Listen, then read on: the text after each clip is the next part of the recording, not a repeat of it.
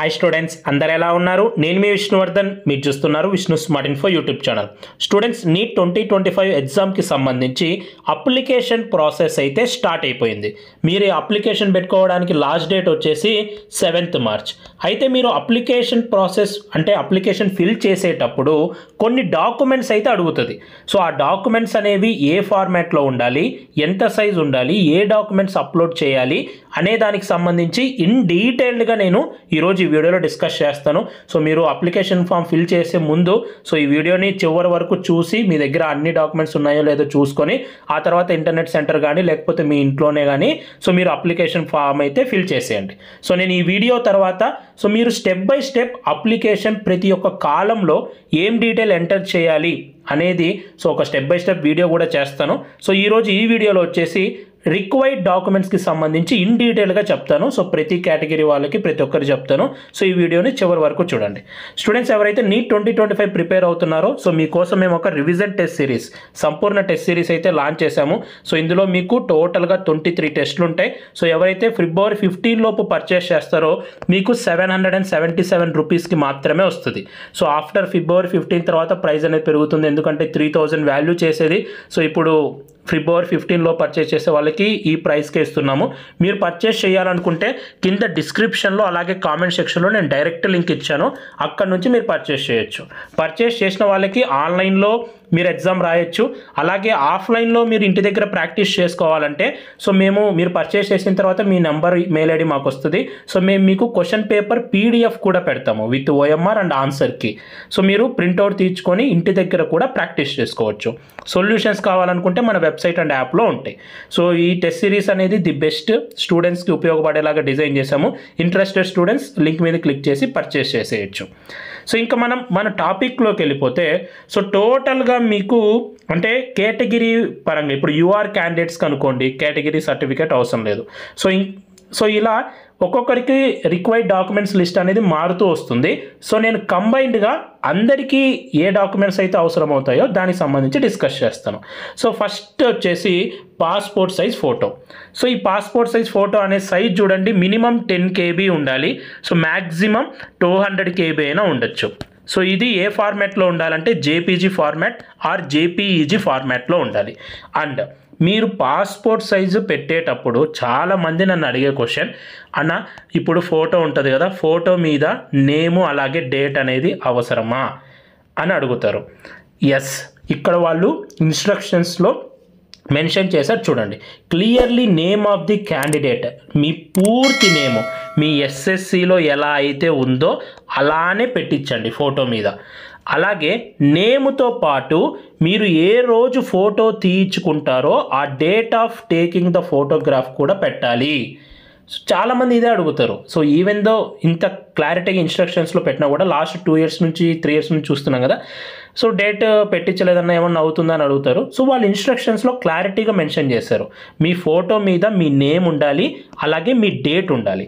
అయితే మీ డేట్ ఏ డేట్ పెట్టించాలన్నా అంటే ఇప్పుడు ఫర్ ఎగ్జాంపుల్ మీరు ఈరోజు అప్లికేషన్ ఫామ్ ఫిల్ చేస్తున్నారు అనుకోండి, సో లాస్ట్ 3 months ఫోటోగ్రాఫ్ మాత్రమే అలో చేస్తారు, అంతకన్నా ముందుది అలో చేయరు. సో నేను మీకు సజెస్ట్ చేసేది ఏంటంటే సో మార్చ్ 7th వరకు టైం ఉంది కాబట్టి సో మీరు ఈ ఇయర్ జనవరిలో తర్వాత మీరు తీసుకొని ఉంటే బెస్ట్. ఓకేనా, జనవరి కానీ ఫిబ్రవరి కానీ మార్చ్, సో ఈ 3 yearsలో మీరు తీర్చుకునేదైతే మీరు పెడితే సరిపోతుంది. కాబట్టి సో 1/1/2025 సో ఈ డేట్ తర్వాత మీ ఫోటో తీసుకోండి. సో ఆ డేట్ తర్వాత మీరు ఏ డేట్ అయినా ఫోటోగ్రాఫ్ మీద పెట్టించండి. ఓకే, మీ నేమ్ ఉండాలి SSCలో ఉన్నట్టు.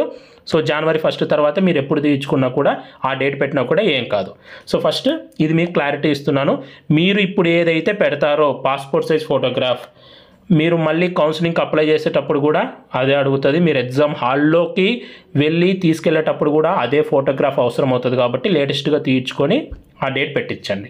అండ్ ఫోటో ఎలా ఉండాలి అంటే సో ఫోటో బ్యాక్గ్రౌండ్ వచ్చేసి వైట్ ఉండాలి. సో చాలామంది బ్లూ పెట్టిస్తారు, ఏదేదో పెట్టిస్తారు, అవేం ఉండకూడదు. ఫోటో మీరు ఏ కలర్ డ్రెస్ అయినా వేసుకోండి, కానీ బ్యాక్గ్రౌండ్ మట్టుకు వైట్ ఉండాలి. మీ మొత్తం 80% ఫేజ్ కవర్ అయి ఉండాలి. ఓకే, సో మొత్తం ఫేస్ కవర్ అయి ఉండాలి. ఇయర్స్ క్లియర్గా విజిబుల్ అయి ఉండాలి. కొద్దిమంది ఇయర్స్ కట్ అయిపోయి ఉంటాయి ఫోటోలలో, పాస్పోర్ట్ సైజ్ ఫోటోలలో, అలా ఉండకూడదు. 80% ఫేస్ కవర్ అయి ఉండాలి, ఇయర్స్ క్లియర్గా విజిబుల్ అయి ఉండాలి. చూడండి క్లియర్గా మెన్షన్ చేశారు, వైట్ బ్యాక్గ్రౌండ్ ఖచ్చితంగా ఉండాలి. ఒకవేళ మీకు కనుక స్పెక్టకల్స్ ఉంటే, మీరు డైలీ యూజ్ చేస్తుంటే, మీరు ఎగ్జామ్ హాల్లో కూడా స్పెక్టకల్స్ పెట్టుకొని వెళ్తాము అని అనుకుంటుంటే, సో మీ ఇష్టం. మీరు స్పెక్టకల్స్ లేకపోతే ఇంకా కుదరదు అనుకుంటే మీరు స్పెక్టకల్స్ పెట్టుకొని అయినా ఫోటో తీయించుకోవచ్చు, పర్లేదు, ఏం కాదు. స్పెక్టకల్స్ లేకపోయినా ఫోటో తీసుకుంటామంటే అది మీ ఇష్టం. మీరు డైలీ యూజ్ చేస్తుంటే స్పెక్టకల్స్ అనేవి అలో అనే వీళ్ళు ఇచ్చారు. ఓకే, ఫోటోగ్రాఫ్లో స్పెక్టకల్స్ కూడా మీరు యూజ్ చేయొచ్చు. ఇంక ఇవి ఫోటో అనేది ఇలా ఉండాలి. పాస్పోర్ట్ సైజు ఫోటో, సో ఈ ఫార్మాట్లో ఉండాలి. మీరు పాస్పోర్ట్ సైజ్ ఫోటోలో ఏదైతే పెడతారో దాన్నే పోస్ట్ కార్డ్ సైజ్ ఫోటోలో కూడా చేయించుకోవాలి. పోస్ట్ కార్డ్ సైజ్ ఫోటో అంటే సైజు మారుతుంది, 4 ఇంచెస్ నుంచి 6 ఇంచెస్ వరకు ఉంటుంది. సేమ్ ఫోటోనే పెద్దగా తీసుకోవాలి. సో ఎందుకంటే మీరు అప్లై చేసేటప్పుడు పాస్పోర్ట్తో పాటు పోస్ట్ కార్డ్ సైజు ఫోటో కూడా అడుగుతారు. సో దీని యొక్క సైజ్ కూడా సేమ్ 10 నుంచి 200 KB వరకు అలో చేస్తారు, జేపీజీ ఫార్మాట్. కాబట్టి పాస్పోర్ట్ సైజ్ ఫోటో తీసుకోండి, దాన్నే కొంచెం పెద్దగా పోస్ట్ కార్డ్ సైజ్ ఫోటో కూడా తీసుకోండి. సో వీళ్ళు రికమెండ్ చేసేది ఏంటంటే, మనకి ఒక పాస్పోర్ట్ సైజ్ ఫొటోస్ మీ దగ్గర ఒక 6 to 8 తీసి పెట్టుకోండి. అలాగే పోస్ట్ కార్డ్ సైజు ఒక 4 to 6 తీసి పెట్టుకోండి, ఎందుకంటే ఫ్యూచర్లో కూడా అవసరం అవుతాయి కాబట్టి అని వాళ్ళు ఇక్కడ మెన్షన్ చేశారు. సో ఇది passport size and post card size ఫోటోకి సంబంధించి. నెక్స్ట్ మనకి ఏమడుగుతున్నారంటే, చూడండి, left and right hand fingers and thumb impressions. So ఇది కూడా సేమ్ సైజు, సేమ్ ఫార్మాట్లో ఉండాలి. So left and right hand fingers and thumb impression అంటే ఏంటంటే, సో మీ 2 చేతులు, సో లెఫ్ట్ హ్యాండ్ అలాగే రైట్ హ్యాండ్, సో ఇలా 2 చేతుల్ని దగ్గర తీసుకొని వచ్చేసి 2 చేతులు ఫింగర్స్కి అలాగే థంబ్కి, మొత్తం అన్ని ఫింగర్స్కి సో ఇంక్ ప్యాడ్ మీద పెట్టేసుకొని, ఇంక్ మీ చేతికి అంటించుకొని ఒక వైట్ పేపర్ మీద సో దాన్ని వేయాలి. ఓకే, సో ఇలా మీకు స్క్రీన్ మీద కనిపిస్తుంది కదా, ఇలా మీ 2 చేతుల్ని పెట్టేసి ఇలా left and right hand fingers and thumb impression అనేది వేయాలి. సో ఇది 10 నుంచి 200 KB లోపలికి ఉండాలి. అండ్ సో ఇది జేపీజీ ఫార్మాట్లో ఉండాలి. సో ఇది ఇక్కడ అప్లోడ్ చేయాలి. అండ్ నెక్స్ట్ సిగ్నేచర్కి సంబంధించి, సో చూడండి, సో సిగ్నేచర్ కూడా చాలామంది ఏమడుగుతారంటే, ఒక వైట్ పేపర్ మీద సిగ్నేచర్ అనేది ఉండాలి, బ్లాక్ పెన్తో చేయాలా బ్లూ పెన్తో చేయాలా అనేది మళ్ళీ డౌట్ వస్తుంది చాలామందికి. సో వాళ్ళు ఇక్కడ క్లియర్గా ఇన్స్ట్రక్షన్స్లో మెన్షన్ చేశారు, బ్లాక్ ఇంక్ పెన్తో సో మీరు సిగ్నేచర్ అనేది ఉండాలి. సో వైట్ పేపర్ మీద బ్లాక్ పెన్తో సిగ్నేచర్ చేయండి. సో ఫైల్ సైజ్ అనేది 4 KB నుంచి 30 KB మధ్యలో మాత్రమే ఉండాలి. సో జేపీజీ ఫార్మాట్లో ఉండాలి. ఓకేనా, సో మనం ఆల్రెడీ ఈ left and right hand thumb impression సంబంధించి డిస్కస్ చేసుకున్నాం. సో ఇప్పుడు మనకి ఫస్ట్ 4కి సంబంధించి మీకు అర్థమైపోయాయి కదా. సో ఇది అందరికీ అడుగుతుంది, అందరూ అప్లోడ్ చేయాలి. And next class 10th mark sheet. ఓకేనా, క్లాస్ 10th మార్క్ షీట్ అడిగారు, అలాగే అప్లోడ్ 10th క్లాస్ సర్టిఫికేట్ అడిగారు. సో మనకి ఏపీ అండ్ తెలంగాణలో ఎలా ఉంటుందంటే, మార్క్స్ ఉంటాయి, మన మెయిన్ సర్టిఫికేట్ కూడా అలానే ఉంటుంది. కాబట్టి మీరు 2 చోట్ల 2 అడుగుతుంది, సో అందరికీ అడుగుతుంది. సో మార్క్ షీట్ దగ్గర మీరు 10th క్లాస్ సర్టిఫికేట్ అప్లోడ్ చేసేయండి, ఆ 10th క్లాస్ సర్టిఫికేట్ కూడా అదే సర్టిఫికేట్ అప్లోడ్ చేసేయండి. రెండింటి దగ్గర సేమ్ అప్లోడ్ చేసేయండి, ఏం కాదు. ఎందుకంటే మన బోర్డ్స్ ఏంటంటే, మన సర్టిఫికేట్ అదే ఉంటుంది, అందులోనే మార్క్ షీట్. కొన్ని బోర్డ్స్ మన స్టేట్ కాకుండా డిఫరెంట్ వేరే బోర్డ్స్ ఏంటంటే మార్క్ షీట్ సపరేట్గా ఇస్తుంది, సర్టిఫికేట్ వేరేగా ఇస్తుంది. అలాంటి వాళ్ళు సపరేట్గా వేరే పెట్టచ్చు. కానీ ఏపీ అండ్ తెలంగాణలో సేమ్ ఒకే సర్టిఫికేట్లోనే మనకి మార్క్స్ అండ్ సర్టిఫికేట్ అదే కాబట్టి మీరు 2 చోట్ల అదే సర్టిఫికేట్ని అప్లోడ్ చేసేయండి. 2 అడుగుతుంది, 2 చోట్ల సేమ్ని అప్లోడ్ చేసేయండి. ఓకే, సో ఇది సైజ్ చూడండి, సైజ్ వచ్చేసి 50 నుంచి 300 మధ్యలో ఉండాలి, 50 KB to 300 KB and PDF ఫార్మాట్లో ఉండాలి. ఓకే, సో ఇది సేమ్ అప్లోడ్ చేసేయండి, class 10th mark sheet and upload 10th class certificate. Okay, ఇది కూడా అందరికి అడుగుతుంది, అందరు పెట్టేయండి. అండ్ నెక్స్ట్ ఇంపార్టెంట్లో వచ్చేసి upload present address and permanent address proof document. So ఇప్పుడు మీరు అప్లికేషన్ ఫామ్ ఫిల్ చేసేటప్పుడు మీకు పర్మనెంట్ అడ్రస్ అడుగుతుంది, అలాగే ప్రెజెంట్ అడ్రస్ అడుగుతుంది. ఒకవేళ మీరు permanent address present address same పెట్టారు అనుకోండి, ఓకే అన్న మేము ప్రెజెంట్ అడ్రస్ ఒకటే పర్మనెంట్ అడ్రస్ ఒకటే పెడితే సో మీరు జస్ట్ మీ ఆధార్ పెట్టేసినా సరిపోతుంది. ఓకే, ఒక ఆధార్ అక్కడ మీకు అడిగింది కదా సర్టిఫికెట్స్లో, ఆధార్ పెట్టేస్తే సరిపోతుంది. లేకపోతే మీ దగ్గర రేషన్ కార్డు ఉంటే ఆ రేషన్ కార్డులో ఆ అడ్రస్ ఉంటే పెడితే సరిపోతుంది. సో అలాగే మీ పాస్పోర్ట్ పెట్టేస్తే సరిపోతుంది. ఓకేనా? సో ఈ 3 యాక్చువల్గా అందరి దగ్గర ఉంటాయి. ఏదో ఒక్కటి పెడితే చాలు. ఓకేనా? అన్నీ పెట్టాల్సిన అవసరం లేదు, ఏదో ఒక్కటి పెడితే చాలు. ఆధార్ మీ అందరి దగ్గర ఉంటుంది కాబట్టి మీరు present and permanent address same పెడితే ఆ అడ్రస్ అనేది ఆధార్లో ఉంటే సో మీరు ఆధార్ని అక్కడ పెట్టేసేయండి. కొద్దిమంది ఒకవేళ ప్రెజెంట్ అడ్రస్ పర్మనెంట్ అడ్రస్ డిఫరెంట్గా పెట్టారు అనుకోండి.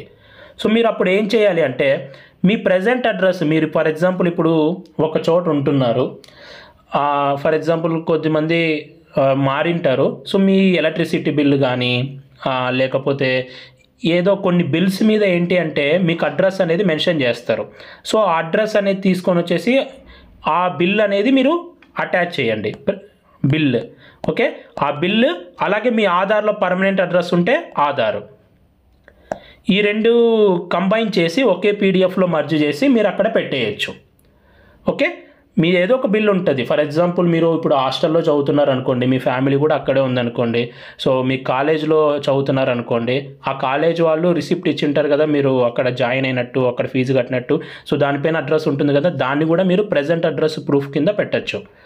ఓకే, దాన్ని కూడా మీరు ప్రెజెంట్ అడ్రస్ ప్రూఫ్ కింద పెట్టచ్చు. అలాగే పర్మనెంట్ అడ్రస్ ఆధార్లో ఏముంటుందో అదే పర్మనెంట్ అడ్రస్ కింద పెడతారు కాబట్టి సో ఆ బిల్లు ప్లస్ ఆధార్ 2 కంబైన్ చేసి ఒకే పీడిఎఫ్లో పెట్టేసి మీరు అప్లోడ్ చేసేయండి. అయితే మీరు అప్లికేషన్ ఫామ్ ఫిల్ చేసేటప్పుడు మీరు ఏ సిటీలో ఎగ్జామ్ రాయాలి అనుకుంటారో సో ఆ సిటీస్ని మీరు ఫిల్ చేయాలి. ఓకే, ఒక 3 సిటీస్ మీకు ఫిల్ చేయమని అడుగుతుంది. మీరు ఏ సిటీలో ఎగ్జామ్ రాయాలనుకుంటున్నారో ఫర్ ఎగ్జాంపుల్ విజయవాడ, హైదరాబాద్, అలా ఒక 3 సిటీస్ ఫిల్ చేయాలి. అయితే గుర్తుపెట్టుకోండి, మీరు పర్మనెంట్ అడ్రస్లో సో ఫర్ ఎగ్జాంపుల్కి ఏపీ పెట్టారు అనుకోండి, సో ప్రెజెంట్ అడ్రస్లో కూడా ఏపీఏ పెట్టారు అనుకోండి. సో మీరు ఏపీలోనే ఎగ్జామినేషన్ సిటీస్ అనేది మీరు ఎంచుకోవాలి. ఇంకా వేరే స్టేట్లో మేము ఎగ్జామినేషన్ సిటీస్ పెట్టుకుంటామంటే కుదరదు. మీరు ప్రెజెంట్ అడ్రస్లో ఏదైతే స్టేట్ ఇస్తారో, పర్మనెంట్ అడ్రస్లో ఒకే స్టేట్ ఇస్తారో మీరు ఏపీలోనే ఎగ్జామినేషన్ సిటీ అనేది ఎంచుకోవాలి. సో అలా కాదన్నా మేము పర్మనెంట్ అడ్రస్లో తెలంగాణ ఇచ్చాము, అలాగే ప్రెజెంట్ అడ్రస్లో కూడా తెలంగాణ ఇచ్చామంటే మీరు తెలంగాణలో ఉన్న 3 సిటీస్ మాత్రమే ఎగ్జామినేషన్ సిటీస్ కింద ఆప్ట్ చేసుకోవాల్సి ఉంటుంది. ఓకే, కొద్దిమంది క్యాండిడేట్స్ కొంచెం బార్డర్, ఇప్పుడు ఫర్ ఎగ్జాంపుల్ ఏపీ తెలంగాణ బార్డర్లో ఉన్నప్పుడు కొద్దిమంది విజయవాడకు వచ్చి చదువుకుంటారు, కొద్దిమంది హైదరాబాద్కి వెళ్ళి చదువుకుంటూ ఉంటారు. సో అప్పుడు వాళ్ళ ఆధార్లో పర్మనెంట్ అడ్రస్ ఒకటి ఉంటుంది, ప్రెజెంట్ అడ్రస్ ఇంకొకటి ఉంటుంది. For example permanent address AP అనుకుంటే సో తెలంగాణకి వెళ్ళి చదువుకుంటుంటే ప్రెజెంట్ అడ్రస్ టీఎస్ ఉంటుంది. సో అప్పుడు మీరు ఏం చేయాలి, ఫస్ట్ ప్రెజెంట్ అడ్రస్కి ప్రూఫ్ పెట్టాలి, అలాగే పర్మనెంట్ అడ్రస్లో ఏపీ ఉంటుంది. సో ఇలా మీరు పెట్టారు అనుకోండి, సో ఇప్పుడు మీరు ఏపీలోని సెలెక్ట్ చేసుకోవచ్చు, తెలంగాణలోవి సెలెక్ట్ చేసుకోవచ్చు. ఓకే, ఒకవేళ ఇలాంటి క్యాండిడేట్స్ ఉంటే నేను మీకు సజెస్ట్ చేసేది ఏంటంటే, ఒకవేళ మీరు ఫర్ ఎగ్జాంపుల్ ఏపీ స్టూడెంట్ అయ్యి మీరు హైదరాబాద్కి వెళ్ళింటే, ఒకవేళ మీరు తెలంగాణ స్టూడెంట్ అయ్యి విజయవాడకి వచ్చి చదువుకుంటుంటే, సో మీరు ఇలా క్యాండిడేట్స్ ఉంటే మీరు present and permanent address bill పెట్టేసి సో సపరేట్గా పెట్టి ఒక పీడిఎఫ్లో అక్కడ అప్లోడ్ చేయండి. దాని ప్రకారంగా మీరు ఎక్కడ చదువుకుంటున్నారో ఆ ఎగ్జామినేషన్ సిటీ అనేది ఎంచుకోండి. అలా కాదన్నా మేము ఏపీఏ, సో చాలామంది రాయలసీమ స్టూడెంట్స్ వచ్చేసి విజయవాడలో చదువుకుంటూ ఉంటారు, అయినా కూడా స్టేట్ సేమే కదా. సో స్టేట్ సేమ్ కాబట్టి మీరు permanent address present address same పెట్టేయండి. మీరు ఒక స్టేట్లో మీరు ఒకే సిటీ ఒకే స్టేట్లో మనం ఎక్కడైనా సిటీస్ పెట్టుకోవచ్చు కాబట్టి మీకేం పెద్ద ప్రాబ్లం ఏమి ఉండదు. సో మీరు ఒకే స్టేట్లో చదువుకుంటుంటే so whether it may be ఒక సిటీ నుంచి ఇంకో సిటీ అయినా పర్లేదు. సో మీరు ప్రెజెంట్ పర్మనెంట్ అడ్రస్ ఏం పెట్టేసి ఆధార్ అనేది అప్లోడ్ చేసేయండి. మీరు ఎగ్జామినేషన్ సిటీస్లో మీరు విజయవాడ అయినా పెట్టుకోవచ్చు, అనంతపురం, కడప అయినా పెట్టుకోవచ్చు, ఏం కాదు. ఓకే, ఇలా డిఫరెంట్ ఒక పర్మనెంట్ అడ్రస్ వచ్చేసి ఒక స్టేట్లో ఉండి ప్రెజెంట్ మీరు ఇంకో స్టేట్లో ఉంటే అలాంటి క్యాండిడేట్స్ మటుకు ఖచ్చితంగా ప్రెజెంట్ అడ్రస్కి ప్రూఫ్, పర్మనెంట్ అడ్రస్కి ప్రూఫ్ పెట్టేసి మీరు ఎగ్జామినేషన్ సిటీస్ని ఆ ప్రకారంగా ఎంచుకోండి. ఓకే, సో ఇది ఎగ్జామినేషన్ సిటీస్కి సంబంధించి మీరు పెట్టుకునే పర్మనెంట్ అడ్రస్ ప్రెజెంట్ అడ్రస్ని బట్టే మీరు ఎగ్జామినేషన్ సిటీస్ అనేవి పెట్టుకోవాల్సి ఉంటుంది. సో దాని ప్రకారంగా పెట్టుకోండి. సో చాలామంది ప్రెజెంట్ పర్మనెంట్ సేమ్ పెడతారు కాబట్టి ఆధార్ కార్డ్ అనేది మీరు అక్కడ అప్లోడ్ చేసేయచ్చు. పర్మనెంట్ అడ్రస్లో ప్రెజెంట్ అడ్రస్లో ఆధార్లో ఏం అడ్రస్ ఉందో అక్కడ ఫిల్ చేసి అది మీరు అప్లోడ్ చేసేయండి. డిఫరెంట్ స్టేట్స్ ఉంటే మటుకు సో నేను చెప్పినట్టు చేసేయండి, లేకపోతే సేమ్ పెట్టేయండి. అది ప్రెజెంట్ అండ్ పర్మనెంట్ అడ్రస్కి సంబంధించి. అండ్ నెక్స్ట్ వీళ్ళు ఏమడుగుతున్నారంటే, సో ఇది కూడా ఓకే, ఈ డాక్యుమెంట్ కూడా పీడిఎఫ్ ఫార్మాట్లో ఉండాలి, 50 నుంచి 300 KB మధ్యలో ఉండాలి. And next CGPA conversion or equivalent certificate issued by board. ఓకేనా, class 10th CGPA conversion or equivalent certificate issued by board, ఇది కూడా అడుగుతుంది. సో ఇది కూడా సేమ్ పీడిఎఫ్ ఫార్మాట్లో 50 నుంచి 300 KB ఉండాలి. అన్న ఇదేంటన్నా CGPA conversion or equivalent certificate అంటే ఏంటి, ఇది మాకు ఎక్కడ దొరుకుతుంది అని చాలామంది డౌట్. ఓకే, సో మీకు ఇన్ డీటెయిల్గా చెప్పడానికే నేను మొత్తం అంతా రీసెర్చ్ చేసి వీడియో చేస్తాను, అందుకని కొంచెం టైం పట్టినా కూడా మీకు కరెక్ట్ ఇన్ఫర్మేషన్ ఇస్తాను. ఓకే, ఫర్ ఎగ్జాంపుల్ ఏపీ వాళ్ళకి చూసుకుంటే, సో ఆంధ్రప్రదేశ్ స్టూడెంట్స్ ఎవరైతే క్లాస్ 10th ఏపీలో చదివింటారో, సో బోర్డ్ ఆఫ్ సెకండరీ ఎడ్యుకేషన్లో చదివింటారో ఆంధ్రప్రదేశ్ బోర్డులో, మనకి ఏపీ గవర్నమెంట్ ఒక సర్కులర్ రిలీజ్ చేసింది. సో ఎవరైతే స్టూడెంట్స్ ఒకవేళ మీది గ్రేడ్లో అయింటే, ఓకే, కొద్దిమంది క్యాండిడేట్స్ డ్రాపర్స్ ఉంటారు కదా, వాళ్ళు 10th క్లాస్ చదివేటప్పుడు ఇప్పుడు మీకు రిజల్ట్ అనేది గ్రేడ్లో వచ్చింటే మీరు ఈ సర్టిఫికేట్ అనేది అప్లోడ్ చేయాలి. CGPA నుంచి పర్సంటేజ్కి కన్వర్షన్ చేసే సర్టిఫికేట్ ఒకటి అనేది మీరు సబ్మిట్ చేయాలి. అలా కాదన్నా మాకు 10th క్లాస్లో మార్క్సే ఇచ్చారు, సో మాది లేటెస్ట్గానే 10th క్లాస్ అయిపోయింది, మాకు మార్క్సే ఇచ్చారు అనుకుంటే మీరేం పెట్టాల్సిన అవసరం లేదు. ఆల్రెడీ మార్క్స్ ఇచ్చినప్పుడు పర్సంటేజ్ ఉంటుంది కాబట్టి మీరేం పెట్టాల్సిన అవసరం లేదు. CGPA ఉన్నవాళ్ళు మాత్రమే ఈ సర్టిఫికేట్ అడుగుతుంది, వాళ్ళు మాత్రం పెట్టాలి. ఓకే, సో ఎనీవే మీరు ఏది అప్లోడ్ చేయాలి అంటే, సో మనకి ఆంధ్రప్రదేశ్ గవర్నమెంట్ ఇప్పుడు మీరు వెబ్సైట్లోకి వెళ్ళినా కూడా, సో BSCAP వెబ్సైట్లోకి వెళ్ళినా కూడా వాళ్ళు ఒక అఫీషియల్ సర్కులర్ అనేది ఇచ్చారు. ఎవరైతే స్టూడెంట్స్ 2012 నుంచి 2019 మధ్యలో బోర్డ్ ఆఫ్ సెకండరీ ఎడ్యుకేషన్ ఆంధ్రప్రదేశ్లో చదివింటారో వాళ్ళకి CGPA సిస్టమ్ ఇచ్చాం కాబట్టి GPA నుంచి పర్సంటేజ్లోకి మార్చుకోవాలి అంటే ఈ ఫార్ములా యూజ్ చేయాలి అని వాళ్ళు ఒక సర్కులర్ ఇచ్చారు. ఈ సర్కులర్ అనేది మీకు అఫీషియల్ వెబ్సైట్లో కూడా ఉంటుంది. సో నేను మన టెలిగ్రామ్ గ్రూప్లో కూడా పెడతాను. టెలిగ్రామ్ గ్రూప్ యొక్క లింక్ కింద డిస్క్రిప్షన్లో ఇచ్చాను. మీరు అక్కడ నుంచి ఈ సర్టిఫికేట్ డౌన్లోడ్ చేసుకొని ఈ సర్టిఫికేట్ని అక్కడ అప్లోడ్ చేసేయచ్చు, డైరెక్ట్గా అప్లోడ్ చేసేయచ్చు. ఎస్, ఈ సర్టిఫికేట్ పెట్టాను, ఫస్ట్ ఏపీ వాళ్ళకి చెప్తున్నాను. సో ఈ సర్టిఫికేట్తో పాటు మీకు ఎవరైతే CGPA ఇచ్చి ఉంటారో, మీకు ఒక 10th క్లాస్లో CGPA సిస్టమ్ ఉంటే మీ సర్టిఫికేట్ ఉంటుంది కదా 10th క్లాస్ సర్టిఫికేట్, దాన్ని వెనకల వైపు చూడండి. దాని వెనకల వైపు మీకు క్లారిటీగా ఇచ్చేస్తారు. ఓకేనా, ఇప్పుడు ఫర్ ఎగ్జాంపుల్ మీ గ్రేడ్ ఇక్కడ నుంచి ఇక్కడ వరకు ఉంటే సో ఎంత మార్క్స్ నుంచి ఎంత మార్క్స్ అని, ఓకే, A1 అయితే ఎంత నుంచి ఎంత మార్క్స్ అని, సో గ్రేడ్ పాయింట్ ఎంత అని, సో ఇలా మీకు గ్రేడింగ్ సిస్టమ్ అనేది ఇచ్చేసి ఉంటారు సర్టిఫికేట్ వెనకల. ఈ సర్టిఫికేట్ ఇప్పుడు ఈ PDFతో పాటు ఆ ఫోటోని కూడా మీ సర్టిఫికేట్ వెనకాల ఏదైతే ఉందో రెండింటిని కంబైన్ చేసి ఒక ఫోటోలో రెండింటిని కంబైన్ చేసి ఒక PDFలో పెట్టేసి మీరు అక్కడ అప్లోడ్ చేసేయండి. ఏపీ స్టూడెంట్ ఈ సర్కులర్ పెట్టండి, ఇది official circular from the government వచ్చింది, సో అన్నీ ఉన్నాయి దీంట్లో. అండ్ అలాగే మీ సర్టిఫికేట్ వెనకాల వాళ్ళు కన్వర్షన్ సిస్టమ్ ఇచ్చింటారు కాబట్టి రెండు కంబైన్ చేసి ఒక PDFలో పెట్టేయండి. నెక్స్ట్ తెలంగాణ స్టూడెంట్స్ ఏం చేయాలి అంటే, సో తెలంగాణ స్టూడెంట్స్ కూడా సో ఎవరైతే CGPA ఉంటుందో 10th క్లాస్లో మీకు కూడా ఇది తెలంగాణ నుంచి నేను సర్టిఫికేట్ వెనకాల సైడ్ నుంచి తీసుకున్నాను.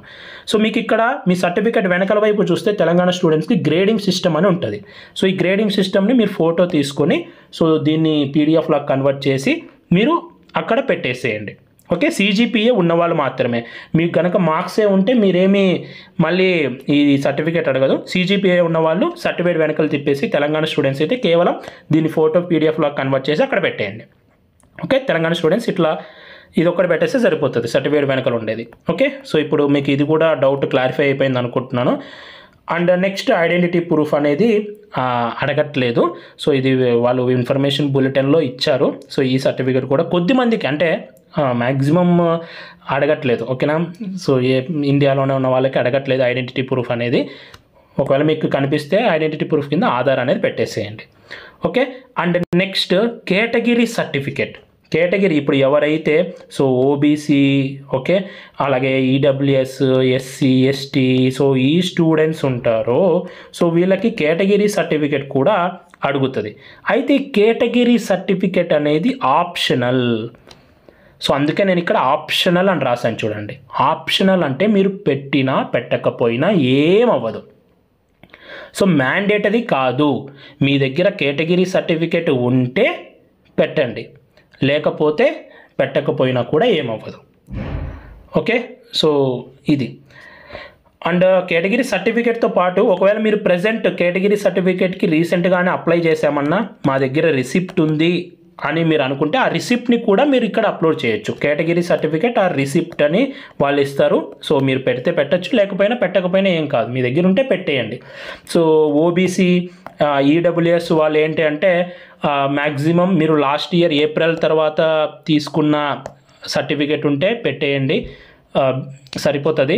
అంటే 2024 ఏప్రిల్ తర్వాత తీసుకొని ఉంటే పెట్టేయండి, ఏం కాదు. సో ఓబీసీ సర్టిఫికేట్ అయితే 1 year వ్యాలిడ్ ఉంటుంది. ఈడబ్ల్యూఎస్కి అయితే సో మనకి ఇన్కమ్ ఇయర్తో పాటు ఉండాలి కాబట్టి after April, last year after April తర్వాత ఉంటే పెట్టేస్తే సరిపోతుంది. అలా కాదన్నా మేము ఈ ఇయరే తీసుకున్నాము జనవరిలోనే, ఆల్రెడీ నేను మీకు చాలాసార్లు చెప్పాను, వీడియో లాస్ట్ ఒక 1 month బ్యాక్ కూడా వీడియో చేసి తీసుకోండి అని చెప్పాను.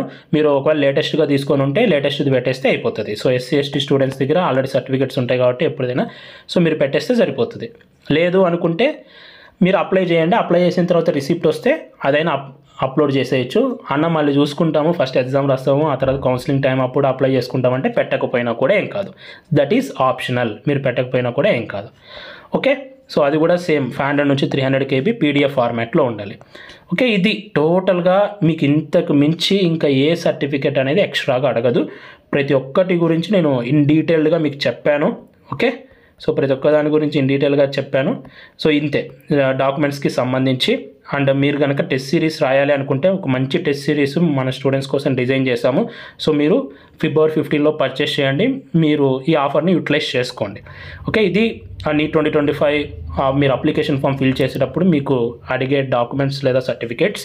ఈ వీడియో మీ అందరికి నచ్చింది అనుకుంటున్నాను. ఈ వీడియో మీకు నచ్చితే లైక్ చేయండి. ఇలాంటి మరెన్నో వీడియోస్ మీరు మిస్ అవ్వకూడదు అనుకుంటే మన ఛానల్ని సబ్స్క్రైబ్ చేయండి. Thank you so much for watching. Have a great day.